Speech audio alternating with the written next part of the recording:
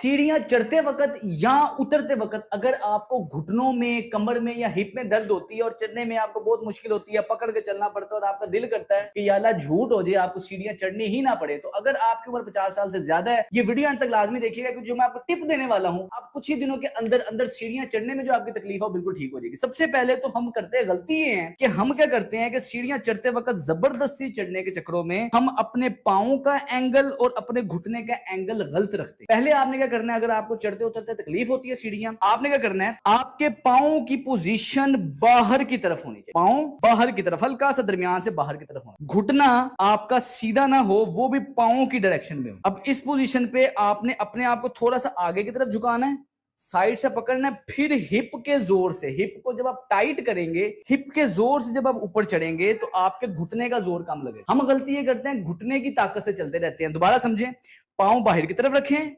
घुटना पांव की डायरेक्शन में बेंड होगा, आगे को झुकेंगे आप, हिप के जोर से चढ़ेंगे, इससे आपके चढ़ने में आसानी रहेगी। इस पोजीशन में जब आप पांव के साथ चढ़ेंगे, साथ जो भी आपकी सपोर्ट हो, सपोर्ट आप पकड़ें, इस पोजीशन में आप चढ़ेंगे तो आपके घुटने का जोर कम से कम लगेगा और सारा जोर आपके हिप का लगेगा। जबकि अगर आप पांव सीधा रख के, घुटना अंदर रख के ऐसे उठेंगे तो सारा जोर आप अपनी टांग का लगा रहे हैं। तो आगे झुकना ना भूलने, वो सबसे जरूरी है। दूसरे नंबर पे इस चीज को मजबूत रखने के लिए और जो पट्टे सपोर्ट देंगे आपके घुटनों को, आपकी टांगों को, उसको मजबूत रखने के लिए बड़ी बेहतरीन वर्जिश है। आपने किसी भी दीवार के साथ इस पोजीशन में खड़े हो जाना है, पांव आपके थोड़े से फासले पे होने चाहिए, जितने आपके चौड़े कंधे हैं उतने आपने पांव चौड़े रखने हैं और आपने पांव की उंगलियां बिल्कुल सीधी होनी चाहिए। खुद को हल्का सा ऐसे नीचे झुका लेना। अगर तो आपके घुटनों में दर्द नहीं है तो आप ज्यादा भी झुका सकते हैं, लेकिन आप कोशिश रखें अगर आपको दर्द वगैरह है तो आप जितना आराम से बेंड हो सकते हैं उतना हो। इधर आपने खुद को रोक के रखना है, टांगे आप हाथ लगा के देखेंगे, आपको अपनी टांगे भी टाइट लगेंगी, हिप भी टाइट लगेगा, नीचे भी टाइट लगेगा। टाइट इसलिए लग रहा है क्योंकि ये को कंट्रैक्शन है, सारे मसल सेम टाइम पे टाइट होते हैं, इसमें खून की गर्दिश बेहतर होती है, पट्टे मजबूत रहते हैं। खुद को इधर रोक के रखेंगे।